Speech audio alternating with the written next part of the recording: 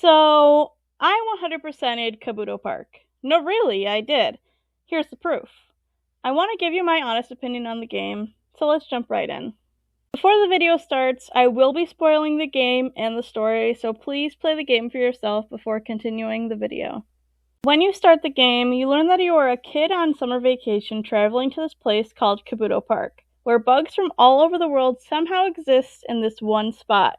You are tasked with catching and battling these bugs to become the so-called champion of the park. You battle a bunch of kids and climb your way up to the top. Right off the bat, this game is super cute, and I enjoyed the gameplay loop of it. If you're a fan of Pokemon and or collecting things, this is the game for you. The art in this game is incredible, and I love how each of the bugs look. During my playthrough of the game, I collected every single bug, and I named each of them. I will admit, not all of the names were creative, but I had fun with it.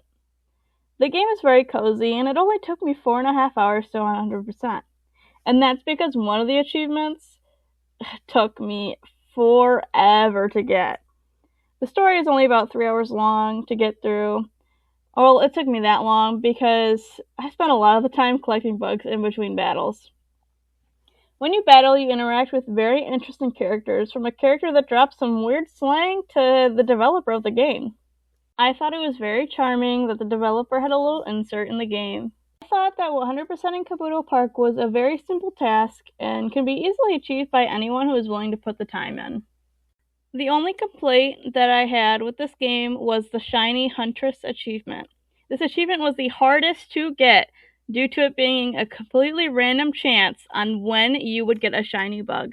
And with this achievement, you had to get 3 shiny bugs. It took me over an hour to get all 3 of these bugs, even with the upgrades you can get in the shop. Other than that, I thought the game was a really good experience. I had no other problems. I mean, towards the end, it gets a little boring catching all these bugs. You know, you're kind of waiting to get those shinies, and waiting for those, you kind of go through a lot of bugs, and you're catching them or you're not catching them, which in my case, I didn't catch them because I wanted to collect all of them and I didn't want any extras.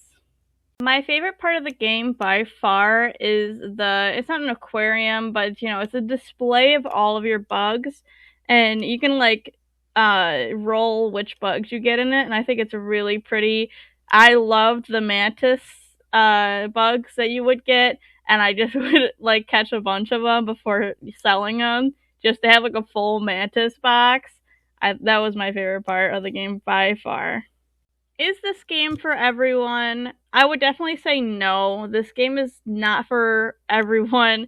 It can get pretty boring if you're not a fan of collecting things. If you're a fan of more strategic games, this really isn't the game for you. I mean, there's some strategizing with the battles, but there really isn't. It's not that hard. It's not to the point where it's like Magic or any other card game that you would see. It's very, very simplistic. It's not that hard. Just level up your bugs and make them super high level so they don't die. Basically, I feel like the hardest battle was the last battle with the champion, and honestly, I tried 3 times and I got it, so it really did not take me that long to get there. This game is definitely for people who like cozier games, just to sit back, relax, and play a quick game. If you are at all interested in getting this game, it was not very expensive when I got it. I can't remember what the price tag was, but honestly, it's worth your money for those good 4.5 hours. It's pretty cheap. I was lucky enough for it to show up on my Steam page in January.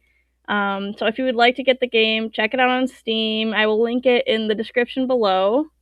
I would like to thank all of you watching this video, and I would really appreciate it if you liked the video to give it a like and maybe subscribe. I do plan on making more reviews on smaller Steam games in the future, and I hope you would check them all out. So thank you so much for watching, and have a wonderful rest of your day.